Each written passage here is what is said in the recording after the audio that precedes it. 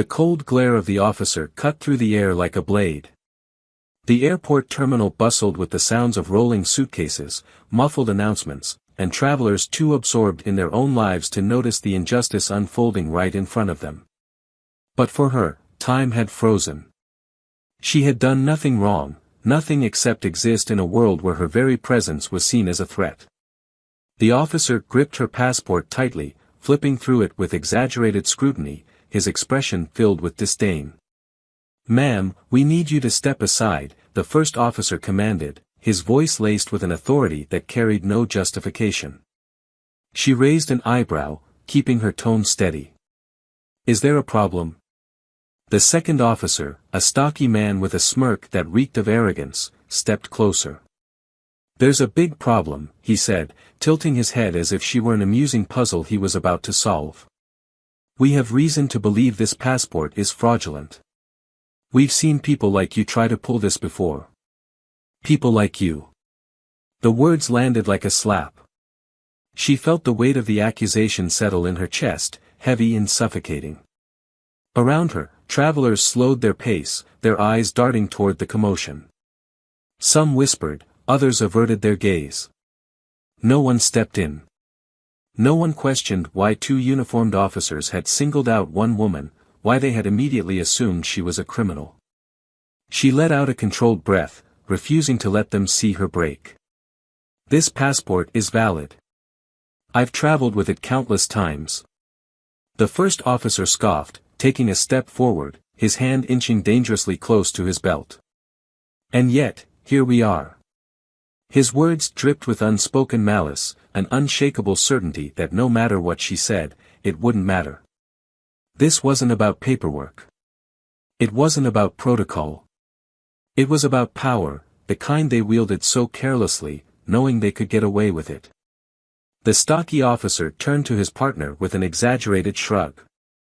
"You'd think they'd at least try a little harder. Fake documents aren't as easy to slip past us as they used to be." She clenched her jaw, her fingers tightening around the handle of her suitcase. "I have nothing to prove to you." "Oh, but you do," the first officer shot back, his eyes glinting with something dangerously close to amusement. "Unless you want to escalate this into something much worse."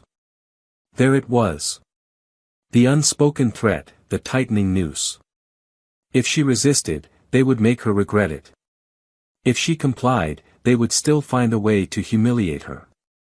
The stocky officer grabbed his radio, his voice casual, almost bored. "We've got a suspicious individual at the checkpoint. Going to need backup." Her stomach twisted. Backup. A show of force. A message. She wasn't just being accused, she was being made into a spectacle. A hush fell over the terminal as more officers approached, their presence sending a ripple of unease through the crowd. People were watching now, their curiosity outweighing their discomfort. Her pulse pounded in her ears, but she refused to let them see fear. "Step over here, ma'am," the officer ordered again, his patience wearing thin. She squared her shoulders, exhaling slowly before reaching into her purse. The officers tensed, their hands twitching toward their weapons, their instincts primed for violence at the mere sight of her movement. She ignored them, dialing a number. 1 ring. 2. Then, a deep, commanding voice answered on the other end. "Hey, baby," she said, her voice steady. "I need you to come to the airport. Now." Silence. Then, a sharp inhale. "Which terminal?" "Checkpoint C." "I'm on my way." She hung up, slipping the phone back into her purse with deliberate ease. The officers exchanged a glance, the stocky one letting out a chuckle. "That supposed to scare us?" he asked, crossing his arms. "Calling your boyfriend isn't going to help you now." She met his gaze, her lips curving into a knowing, unreadable smile. "We'll see about that." Minutes ticked by, thick with tension. The officers shifted on their feet, some of them growing impatient. The air was heavy with expectation, but no one, not a single person in that terminal, was prepared for what happened next. The automatic doors slid open. A team of sharply dressed men in dark suits strode inside, their presence sucking the air out of the room. They moved with purpose, their expressions unreadable. The officers straightened instinctively, suddenly unsure of themselves. Then, the crowd parted. And in walked the United States Attorney General. The most powerful legal figure in the country. Her husband. The officers who had just mocked her, humiliated her, treated her as less than human, stood frozen, their faces draining of color as reality crashed down on them. Silence stretched thick and suffocating. The power dynamic that had been so ruthlessly stacked against her had just flipped in an instant. The Attorney General's gaze swept the room, taking in every detail, every guilty expression, every silent witness.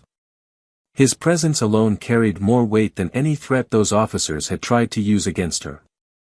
And then, he spoke. What he said next would send shockwaves through the entire airport. What he did next would end careers, shatter reputations, and ensure that those officers would never wear a badge again. This wasn't just justice. This was reckoning. And every single person in that airport was about to witness it. What happened next left them all in complete and utter shock. Racism has no place in our society. Here at Plow of Twist, we stand firmly against discrimination in any form. To our black audience, know that your experiences matter, your voice is powerful, and your dignity is non-negotiable. This story highlights the strength, resilience, and justice that every person deserves. Now, get ready for an intense and gripping story. If you enjoy it, don't forget to subscribe and hit the like button. Your support helps us keep telling stories that matter. Enjoy the story. The sun was barely rising over Washington, D.C., casting a soft orange hue across the skyline, reflecting off the glass windows of towering buildings. The city was waking up, but for Camille Thompson, the day had already begun hours ago. She sat at the kitchen island of her modern townhouse, dressed in a perfectly tailored navy blue suit, sipping her coffee as she scrolled through her tablet. The morning news flashed updates about national security, economic policies, and the ever-growing political tensions that seemed to shape the country. Camille was a woman of presence, graceful, sharp, and unshakably confident. At 38 years old, she had built an impeccable career as a corporate attorney, known for her unwavering dedication to justice. She had a reputation in legal circles as someone who didn't just play the game, she rewrote the rules. But beyond her professional prowess, there was something else that set her apart: resilience. Growing up in a working-class black family in Atlanta, Camille had faced her share of obstacles, each one forging her into the formidable woman she was today. She wasn't just a fighter in the courtroom, she had fought for everything she had. Her education, her respect, her seat at the table. But none of that seemed to matter to the people who only saw the color of her skin. Across from her, her husband, Jonathan Thompson, adjusted his cufflinks, his expression composed but alert. At 45, he was one of the most powerful men in the country, the United States Attorney General. His name commanded respect, his decisions shaped national policies, and his presence alone could silence a room. Yet, at home, he was just Jonathan, the man who knew exactly how Camille liked her coffee, the one who could read the shift in her mood without a single word exchanged. He glanced at her over the rim of his coffee mug. "You're quiet this morning." She set her tablet down, sighing softly. "Just thinking about today. I have a meeting with a new client this afternoon, and then I have to catch my flight." Jonathan nodded, his brow furrowing slightly. "Are you sure you don't want me to send security with you? You know how things are." She met his gaze, a knowing look passing between them. She understood his concern. As a successful black woman in a field dominated by men, Camille had learned to navigate hostility with poise. But things had shifted in recent years. The political landscape had emboldened a certain kind of hatred, the kind that didn't hide behind subtlety anymore. "I'll be fine," she said, offering him a small smile. "It's just a quick trip. I land, I meet the client, I come back. Jonathan didn't argue, but the slight tension in his jaw told her he wasn't convinced. By the time she arrived at the airport later that afternoon, Camille had already checked her emails, finalized her notes for the meeting, and skimmed through the latest legal updates. Her efficiency was second nature, a necessity in a world that constantly demanded more from her than it did from others. She moved through security with the ease of someone who traveled frequently, handing over her passport with a polite nod. The officer on duty, Officer Mark Reynolds, barely glanced at it before narrowing his eyes at her.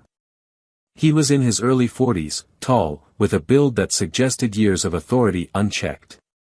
There was something in his stare that made Camille's instincts flare, a familiarity. Not because she had seen him before, but because she knew men like him. The ones who thought power was their birthright. The ones who saw a black woman in first class and assumed something wasn't right. She held his gaze, waiting. The moment stretched, thick with unspoken tension. Then, without a word, Reynolds turned to his colleague, Officer Bradley Carter, a younger officer with an eager-to-please energy that made Camille's stomach turn.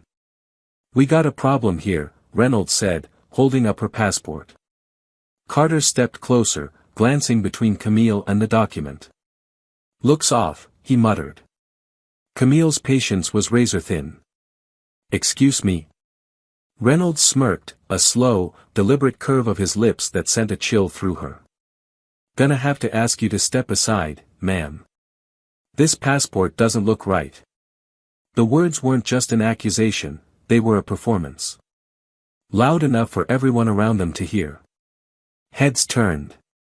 Eyes locked onto her. Strangers who had no idea who she was, already deciding she was guilty of something. Camille exhaled slowly, keeping her tone even. "My passport is perfectly fine. I've traveled with it many times without issue." "Yeah," Reynolds said, his tone mocking. "Funny, because we've seen your type try to use fake documents before. Happens more than you think." "Your type?" The air in her lungs turned sharp. There it was. The confirmation of what this was really about. Not her passport. Not some clerical error. Just them flexing their power. Just them reminding her that no matter how much she achieved, no matter how much respect she commanded, she was still just another black woman they could humiliate. Carter took a step forward. "Let's go." "Step aside." "I will not," she said firmly, her voice unwavering. "You have no legal grounds to detain me." Reynolds let out a low chuckle, shaking his head. "You really want to play that game? Because I guarantee you, you're not gonna like how it ends." Camille clenched her jaw, her pulse pounding. She had spent her entire life knowing exactly how these situations unfolded. How resistance, no matter how justified, was met with force. How men like Reynolds and Carter thrived on the fear they created. Her fingers itched to grab her phone, to call Jonathan. But she hesitated. She didn't want to run to him every time something like this happened. She didn't want to need him to fight battles she had been fighting long before they had met. But this wasn't about pride anymore. This was about power. And she knew exactly how to take it back. She reached into her purse, ignoring the way both officers stiffened as if she were a threat. Calmly, she dialed the number. 1 ring. 2. Then, Jonathan's voice, low, steady, filled with a quiet strength. "Hey, baby," she said, her voice smooth but unmistakably firm. "I need you to come to the airport. Now." The moment she hung up, she saw it. The shift. The unease in Reynolds' expression. The way Carter's posture stiffened. They didn't know who she had called, but something in her tone had changed the game. She didn't look afraid.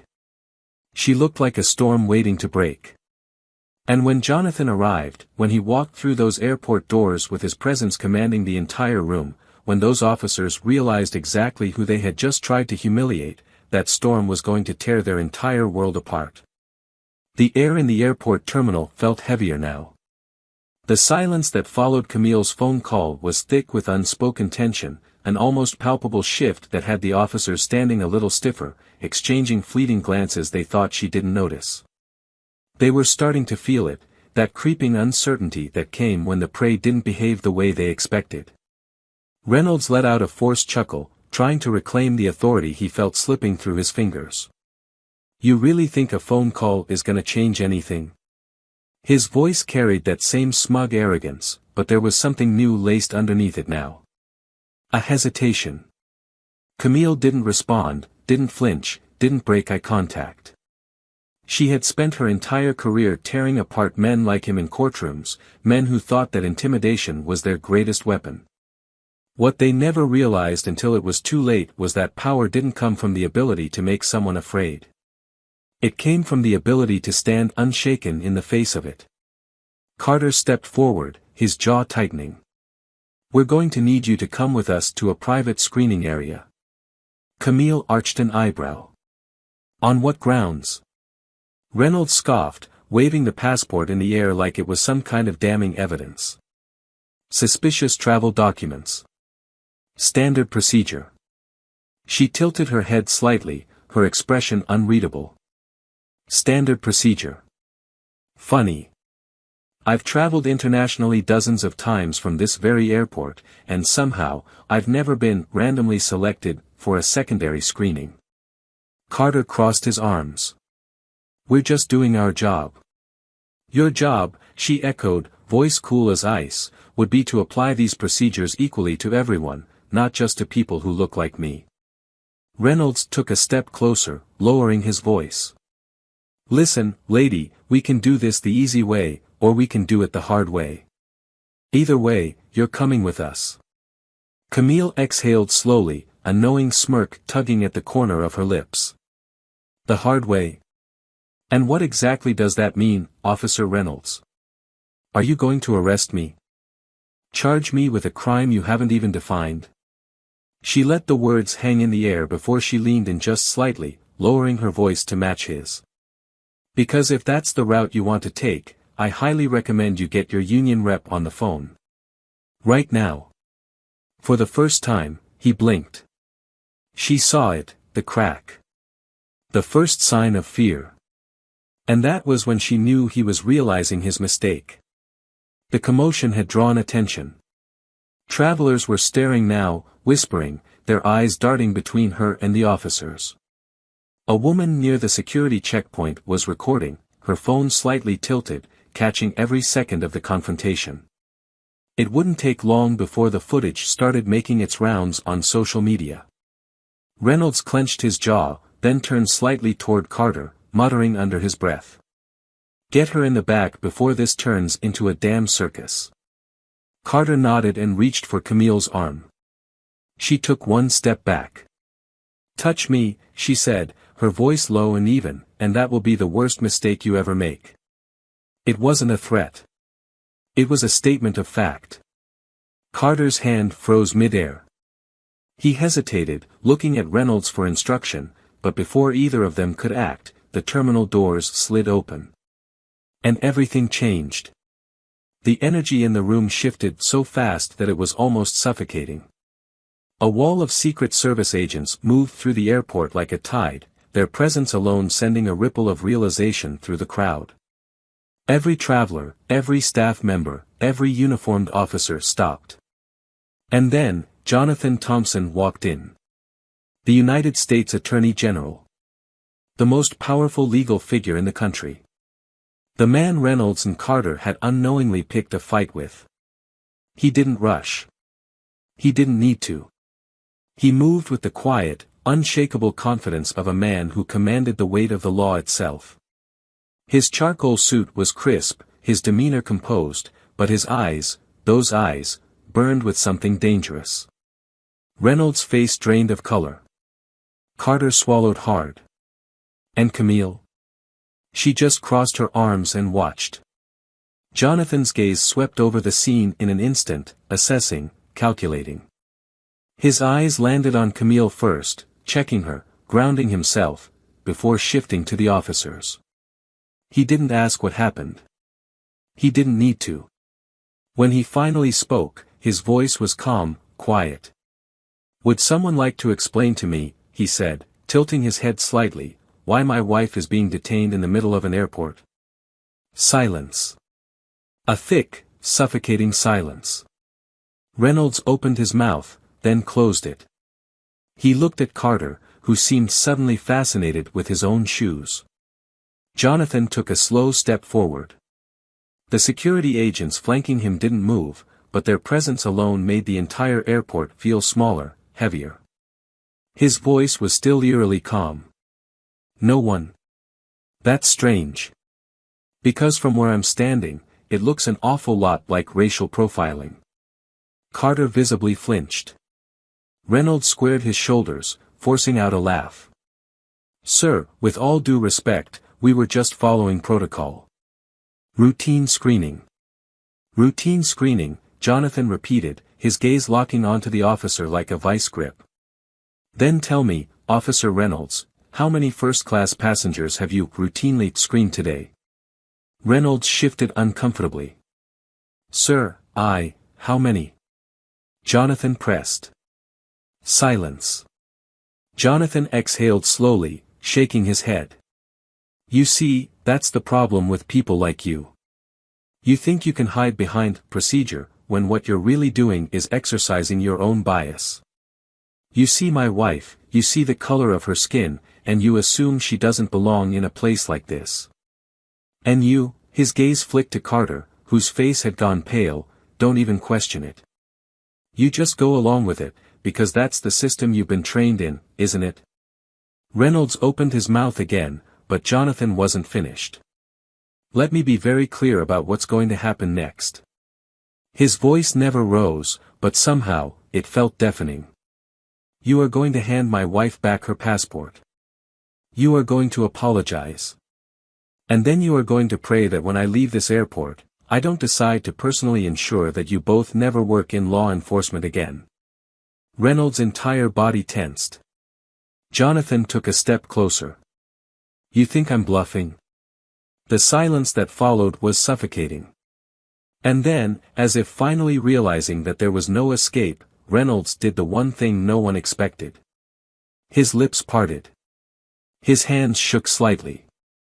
And then, in front of the entire airport, he finally spoke. And what he said, what he admitted, what he revealed in that moment, would change everything.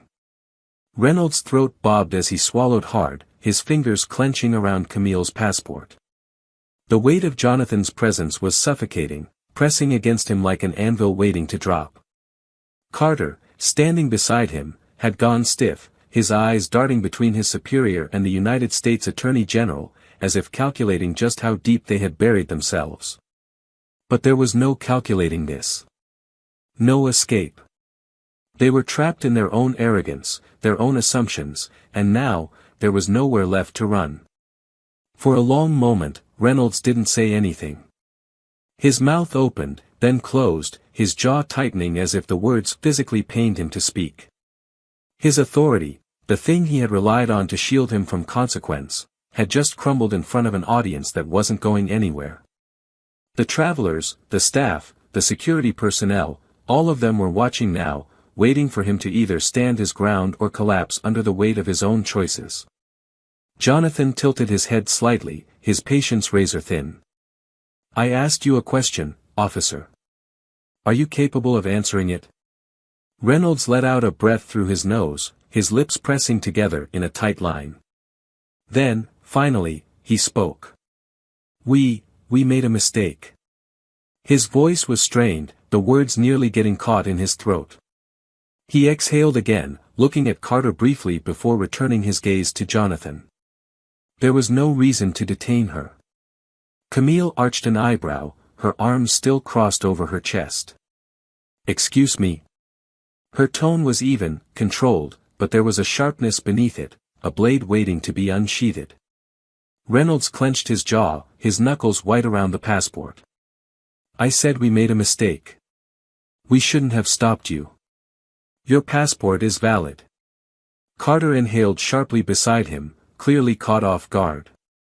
It was the first real admission that this hadn't been about protocol, that it hadn't been about a security concern or an irregularity in documentation.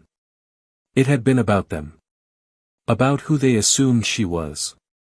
And now, they were being forced to say it out loud. Jonathan's expression didn't change. If anything, his silence stretched the moment further, letting them stew in it, making sure the words Reynolds had just spoken were fully absorbed by everyone watching.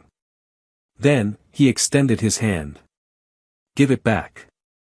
Reynolds hesitated, then slowly, begrudgingly, placed the passport into Jonathan's outstretched palm. Jonathan turned it over once, briefly checking it before handing it directly to Camille. "Apologize," he said simply, his tone unreadable. Reynolds' face reddened. His pride, that fragile, pathetic thing, was clearly fighting him, clawing at the back of his throat, refusing to let him yield. But what choice did he have? There was no winning this. Not anymore. His lips pressed into a tight, thin line before he finally forced out the words. "I apologize for the misunderstanding." Jonathan's eyes darkened. "No. That's not what I asked for." Reynolds' jaw locked. Carter cleared his throat, shifting uncomfortably before stepping forward slightly. I apologize for the mistake," he stammered, his voice shaking just enough to betray his nerves. "It won't happen again." Jonathan's gaze remained steady on Reynolds, waiting. Watching. The older officer swallowed hard, then, finally, let out a slow breath. "I apologize," he muttered, his voice hollow, defeated.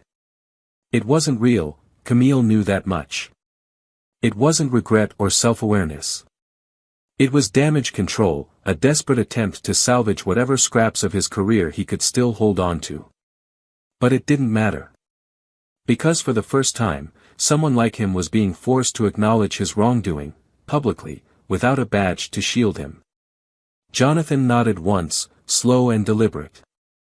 Then, he took another step forward, closing the space between him and Reynolds until they were almost eye to eye. His voice, when he spoke, was low and controlled. "You should both be very, very grateful that I'm in a good mood today. Because if I weren't..." He let the words trail, letting them hang in the air like a silent, unspoken promise. Reynolds' throat bobbed again. "We were just doing our job," he said, almost desperately now, as if grasping at some final defense. Jonathan's gaze sharpened. "No. You weren't." His voice didn't rise, but it didn't have to. "You were profiling. You saw a black woman in first class, and you assumed she didn't belong. You flexed your authority not because you had a reason to, but because you thought you could. And now, you're standing here, in front of all these people, facing the consequences of that choice." Reynolds flinched slightly. Jonathan took a slow breath, then turned to the surrounding officers. "I want both of them off duty immediately while an internal investigation is launched. If I hear so much as a whisper that either of these men has harassed another passenger between now and then, I will personally ensure that this incident becomes a federal case." The head of airport security, who had been lingering uncomfortably behind the chaos, nodded quickly. "Understood, sir." Jonathan's gaze flicked back to Reynolds and Carter. "Go. Now." For a second, it looked like Reynolds might argue, his pride still trying to claw its way out of the pit it had been thrown into. But then, as if fully realizing that he had no more cards left to play, he gave the smallest, almost imperceptible nod before turning on his heel and walking away. Carter followed, his head bowed, his entire body tense with humiliation. Camille exhaled slowly, allowing herself, just for a moment, to feel the weight of what had just happened. The shift. The power balance tipping in a direction it almost never did. Jonathan turned back to her, his expression softening slightly. "You okay?" She looked up at him, the corners of her lips curving into something close to a smirk. "I am now." And with that, they walked away, leaving behind a terminal forever changed, and two officers who had just learned, in the most brutal, unforgiving way possible, that their badges weren't shields against consequences. Not anymore. The atmosphere inside the airport remained dense, charged with an energy that refused to dissipate. The events that had just unfolded hung in the air like a thick fog, wrapping around the terminal, filling every silent glance, every murmured conversation, every barely concealed look of shock, awe, and recognition. The weight of it was not just in what had happened, but in what it meant, not just for Camille, not just for Jonathan, but for every single person who had been watching. The power shift had been seismic, the kind that left cracks in the foundation of unchecked authority. It wasn't just about the way Reynolds and Carter had been forced to back down, forced to choke on their own arrogance in front of the very people they had expected to intimidate. It was about the proof, the undeniable, inescapable proof, that, for once, they hadn't gotten away with it. That their usual tactics, their casual cruelty disguised as protocol, their reliance on the silence of bystanders to keep them immune from consequence, none of it had worked this time. And Camille could feel it, the shift in the air, the whispered conversations rippling through the travelers who had stood there and witnessed it all. Some were still trying to process it, their gazes flickering between her and Jonathan as if unable to reconcile the image of a woman they had assumed to be powerless with the reality of the force she truly was. Others were more direct, their quiet nods of acknowledgement, their subtle glances filled with something that resembled admiration, respect, solidarity. But Camille didn't revel in any of it. She didn't feel triumphant, didn't feel victorious, didn't even feel relieved. Because this wasn't a battle she should have had to fight. Not today. Not ever. Jonathan walked beside her, his movements deliberate, controlled, but she could still see it, the way his jaw remained tight, the way his hands flexed slightly, as if trying to force himself to let go of the simmering rage still sitting just beneath the surface. He had played his role perfectly, had wielded his authority like a weapon only when necessary, had stripped those men of their power with nothing but his words, his presence, his unshakable certainty that they had no ground to stand on. But Camille knew him better than anyone, knew exactly what it had cost him to keep himself in check. She inhaled deeply, feeling the last remnants of tension still clinging to her, refusing to be shaken off entirely. "You didn't have to come all the way down here," she finally said, her voice steady, though laced with something softer now, quieter, but just as firm. Jonathan turned his head slightly, his expression unreadable, his dark eyes studying her with that same intensity that had always made her feel like he could see straight through to her very core. "Yes," he said simply, "I did." She stopped walking. So did he. She turned to face him fully, letting out a slow breath. "Jonathan, I could have handled it." His jaw tensed slightly, the flicker of something darker flashing through his expression. "I know you could have. But you shouldn't have to." She swallowed, the weight of those words settling deep in her chest, sinking into places she rarely allowed herself to acknowledge. She understood him completely, because this wasn't just about today. This was about every single time. Every time she had been dismissed, disrespected, devalued, forced to swallow her frustration, forced to choose between her dignity and her safety. Every time she had walked into a room and knew she would have to work twice as hard just to be considered half as capable. Every time she had been expected to take the high road, to let it go, to be the bigger person, to de-escalate, to back down, to let it slide, because to do otherwise meant risking everything she had built. She took a slow breath, then reached out, brushing her fingers against his hand, grounding herself in the feeling of him, solid, steady, unwavering. "I didn't want you to have to fight this battle for me." Jonathan's gaze remained locked onto hers, unflinching, unreadable. But then, finally, his expression shifted, just slightly, just enough.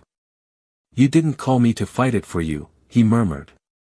"You called me to witness it. To make sure they had nowhere to hide. And I made damn sure they didn't." Her fingers tightened slightly around his, something unspoken but deeply understood passing between them.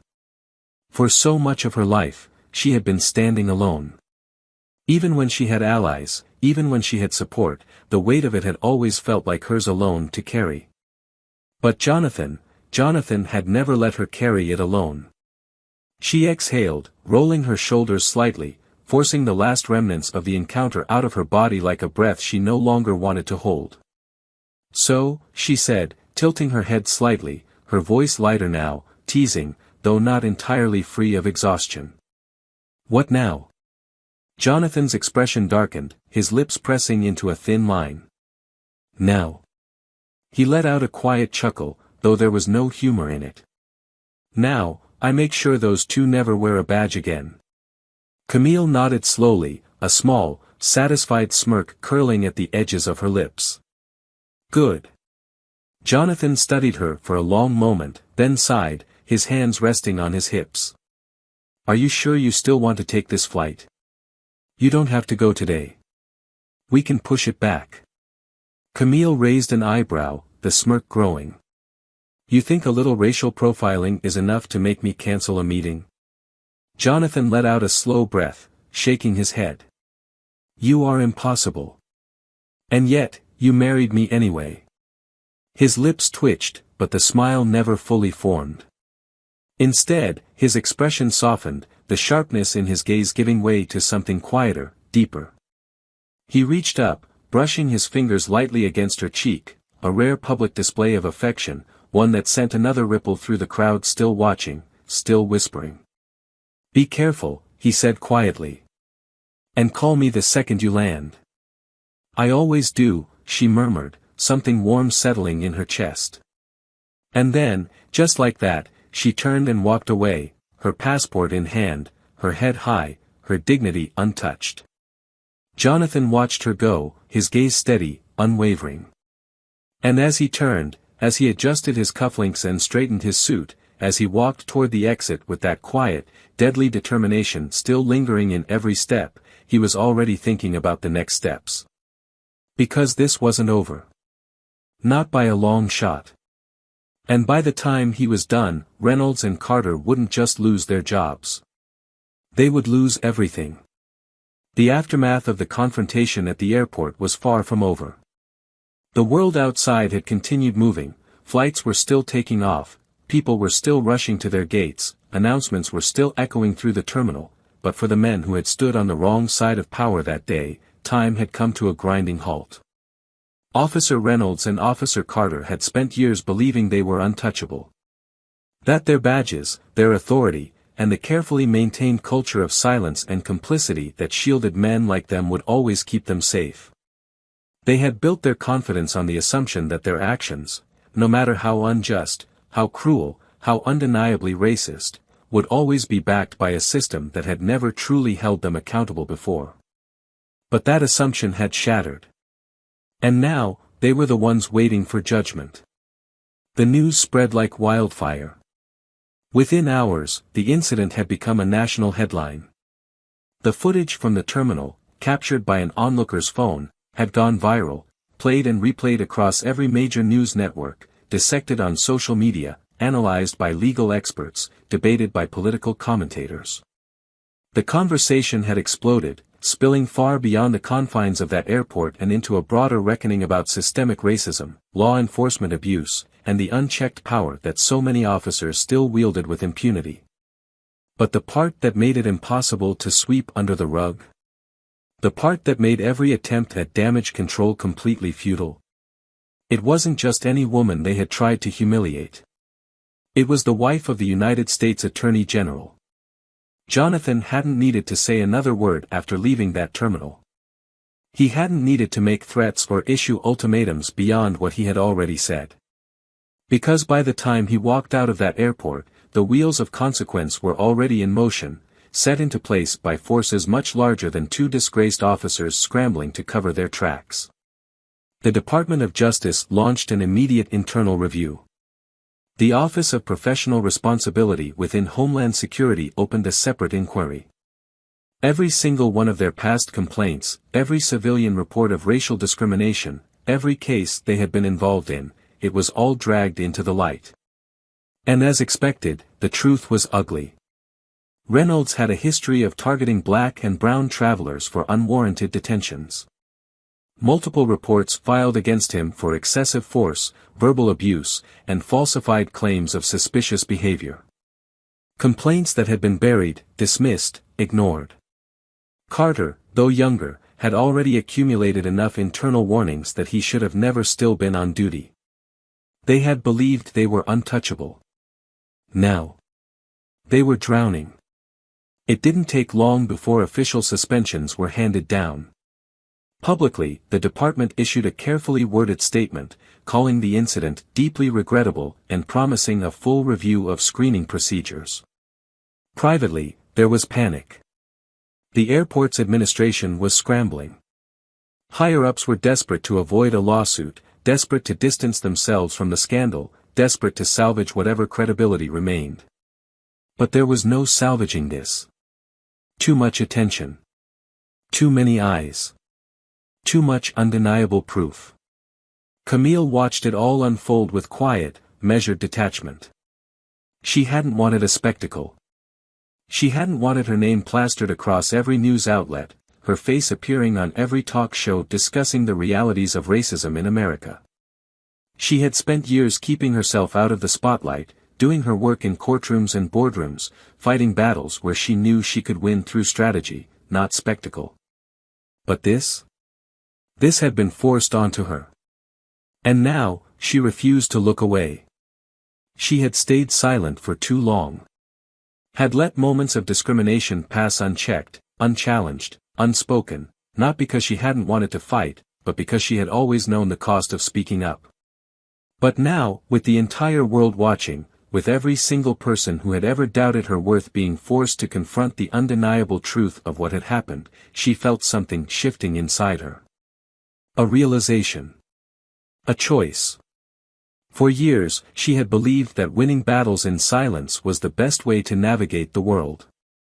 That her success, her presence, her undeniable excellence would be enough of a statement.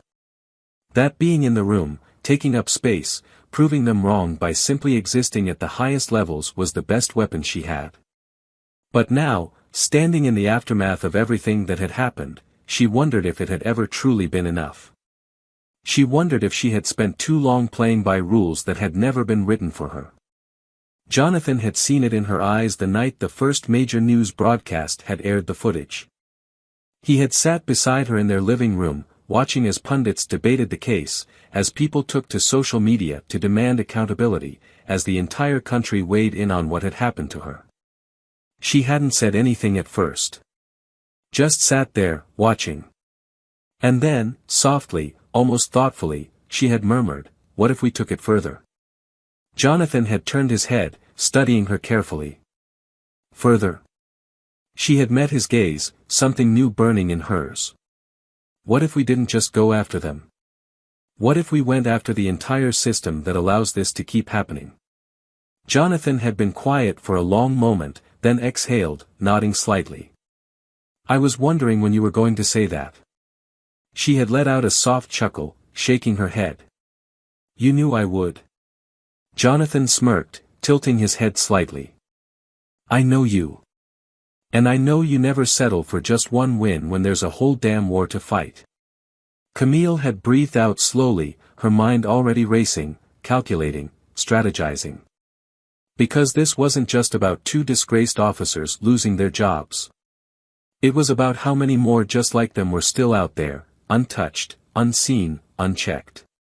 It was about how many people had been in her position before, alone, with no attorney general husband to call, no viral video to force accountability, no power to tip the scales in their favor.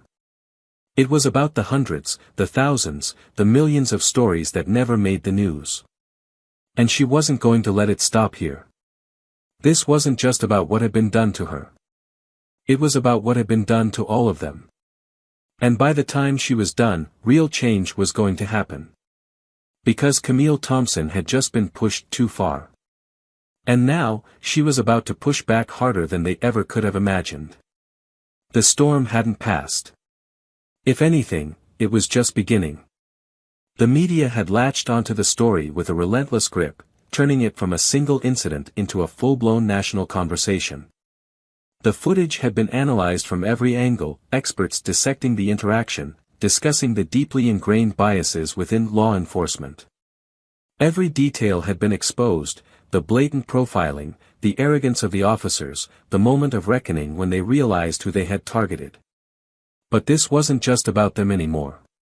This was about the millions of people who had been in Camille's position but had no camera to capture their truth, no attorney general husband to step in, no public outcry to demand justice on their behalf.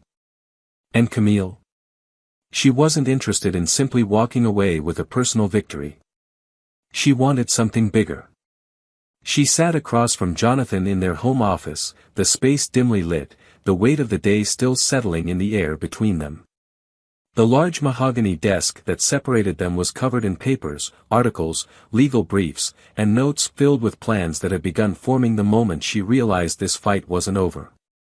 Jonathan leaned back in his chair, studying her, his fingers steepled beneath his chin, his expression unreadable.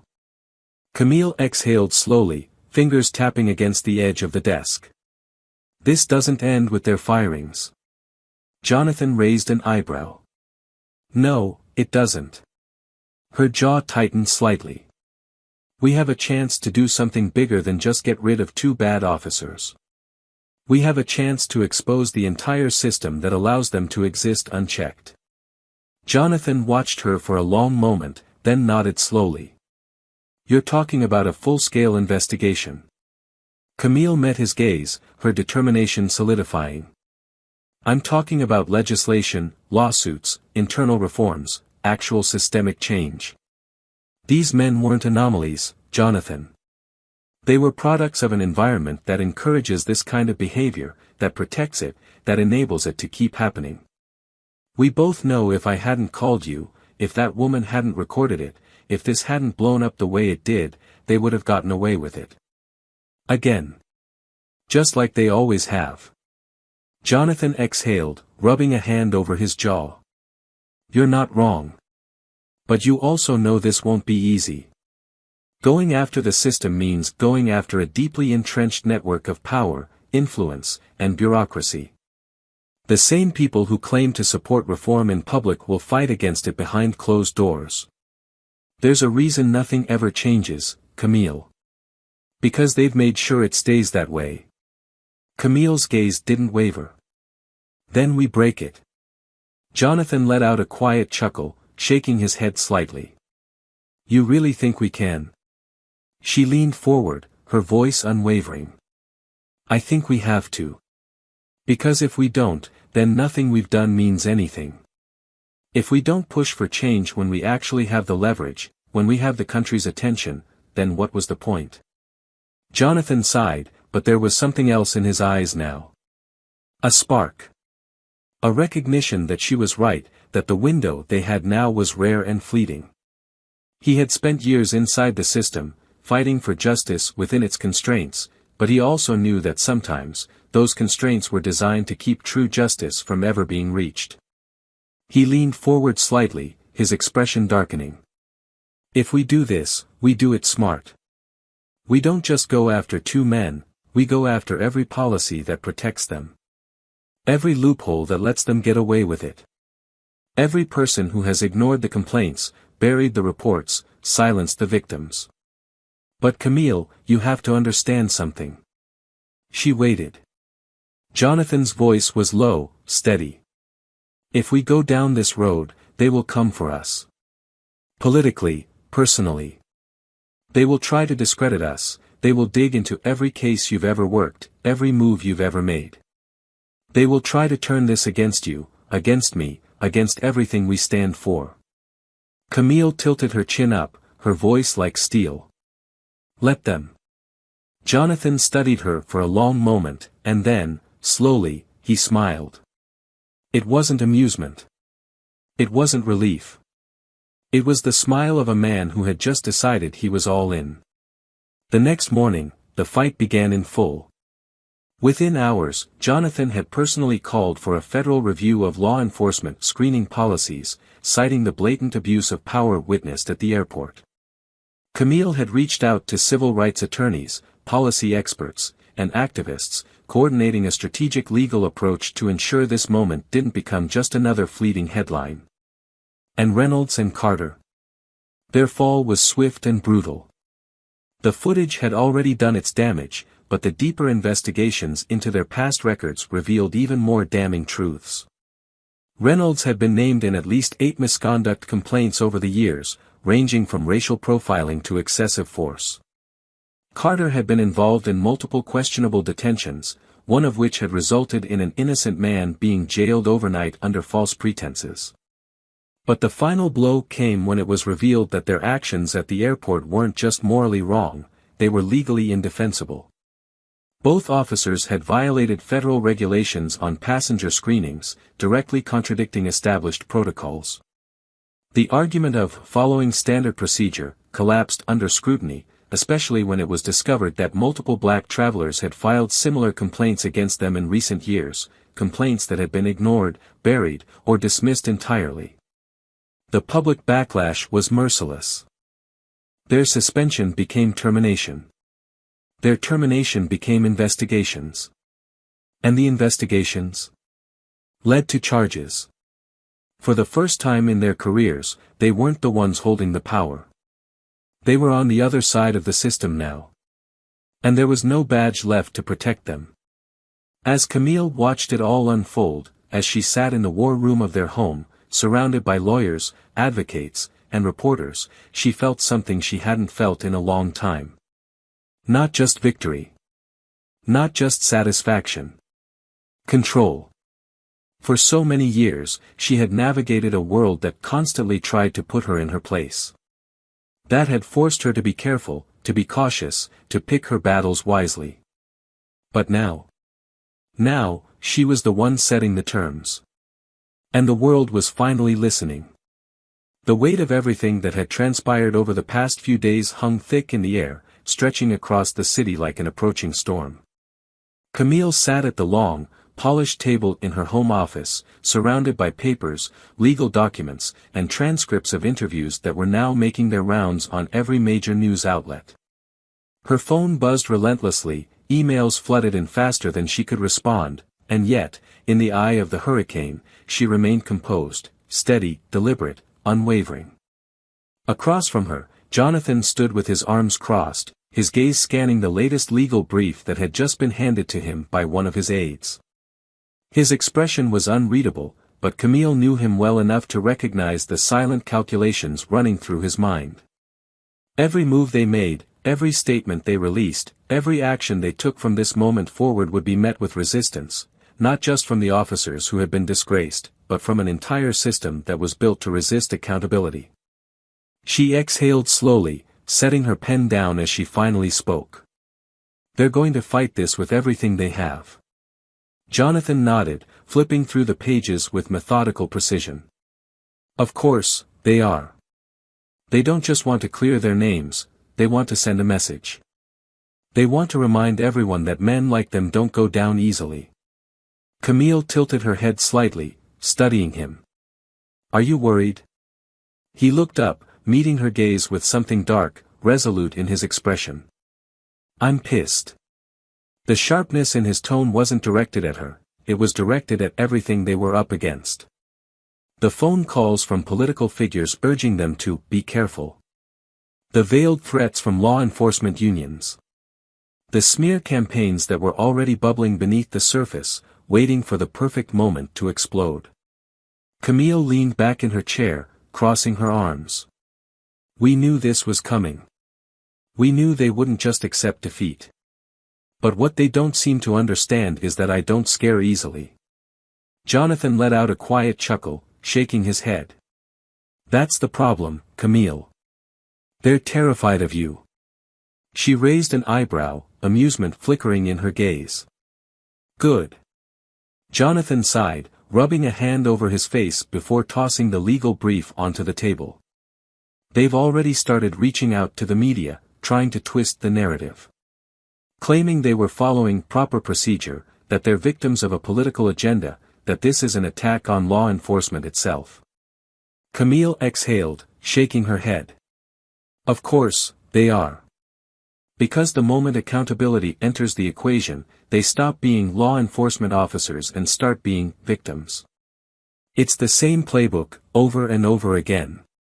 Jonathan tapped his fingers against the table, deep in thought. We have to control the conversation. We can't just respond to their attacks, we have to dictate the terms of this fight. If we let them frame this as a misunderstanding or a misinterpretation of protocol, we lose. Camille nodded, already pulling up an email on her laptop. We go public first. We lay out the facts before they have a chance to muddy them. Every past complaint, every abuse of power, every violation of federal screening policies, we expose it all. Jonathan watched her for a moment, then smirked.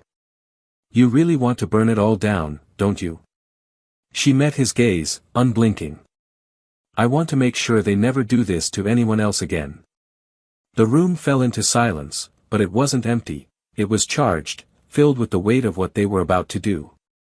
Camille had always known how to navigate these fights, measured, strategic, controlled.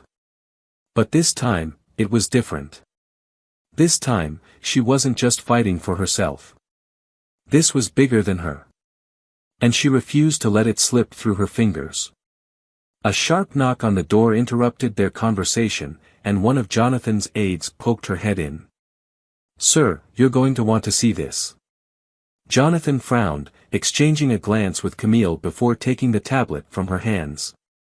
The screen lit up with a live news broadcast, and the moment he saw who was speaking, his entire body tensed. Officer Reynolds. Dressed in his uniform, standing in front of a row of American flags, flanked by his lawyer and representatives from the police union. His voice was carefully controlled, his demeanor rehearsed, but the message was clear. He wasn't apologizing. He was doubling down. Law enforcement officers across this country put their lives on the line every day to protect the American people. We follow procedures, we uphold the law, and we do our jobs with integrity. But now, we are being vilified, our reputations destroyed, our families threatened, all because we dared to do what we were trained to do.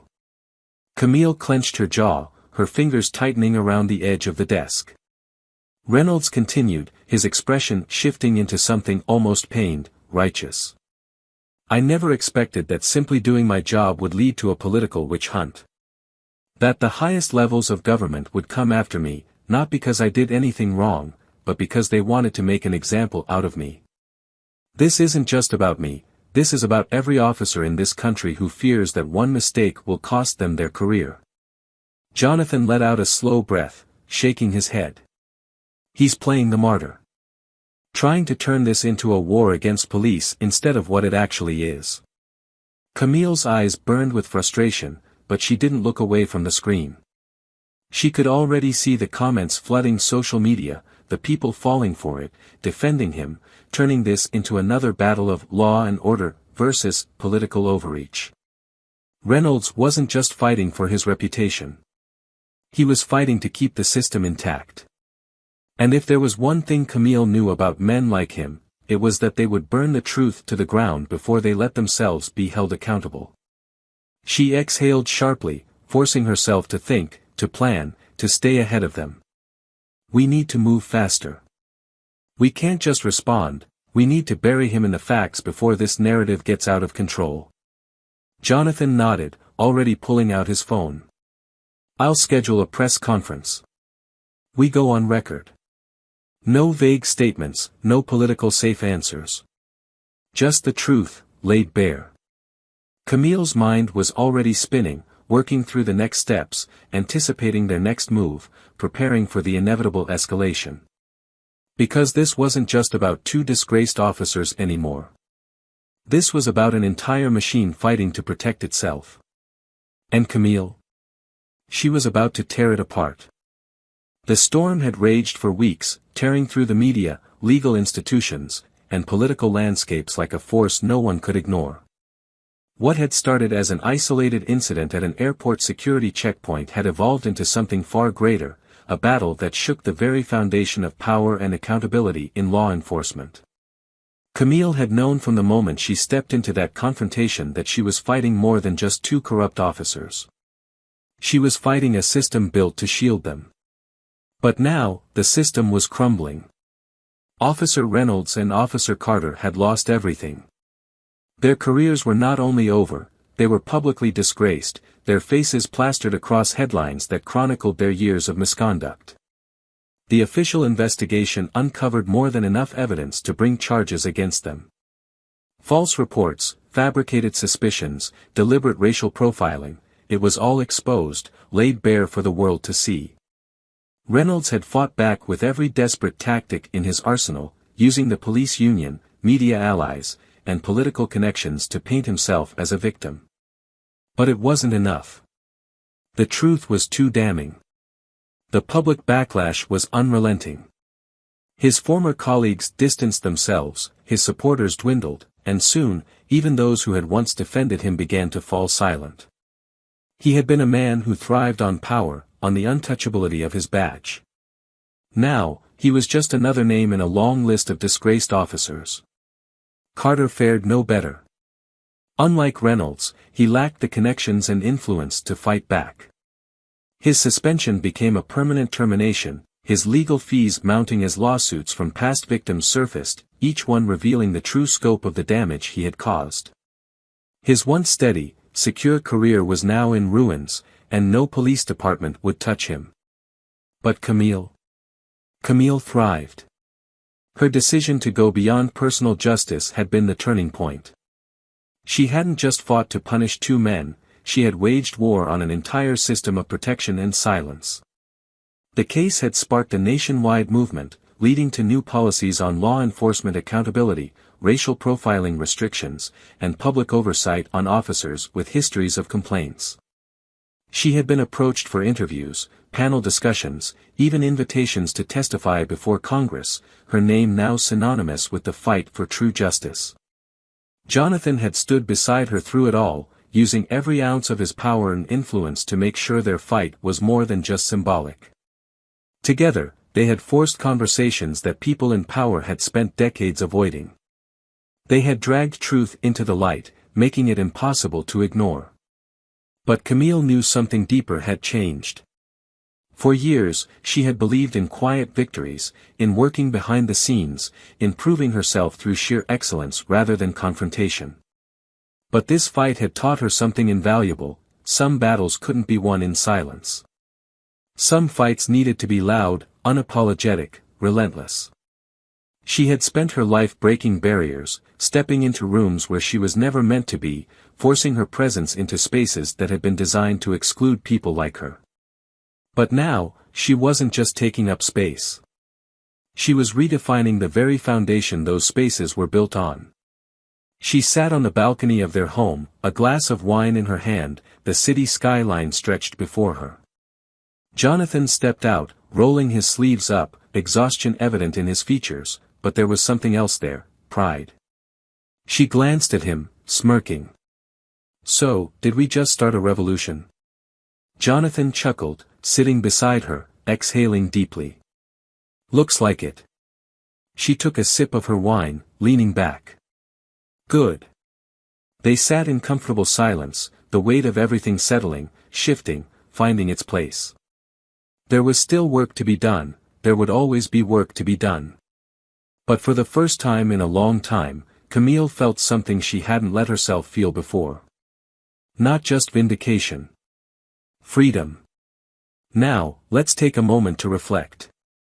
This story wasn't just about one woman standing up against injustice, it was about the countless people who never get the chance to fight back, who never get the chance to be heard. Camille's story was one of resilience, of power, of refusing to accept the way things have always been. But how many people face moments like hers without a voice, without support, without justice? We live in a world where power is often abused, where systems are designed to protect those who wield it instead of those who suffer under it. But change only happens when people refuse to stay silent, when they refuse to let injustice go unchecked. So ask yourself, what would you have done in her place? Would you have stayed quiet? Would you have walked away? Or would you have fought, knowing the odds were stacked against you? And more importantly, what will you do the next time you see injustice happening in front of you? If this story moved you, if it made you think, if it made you feel something, then make sure you're part of the conversation. Leave a comment, share your thoughts, and let's keep talking about the things that really matter. And before you go, make sure to subscribe to Tales of Twist so you don't miss out on more stories that challenge, inspire, and make you see the world in a whole new way. Because the most powerful stories, they're the ones that stay with you.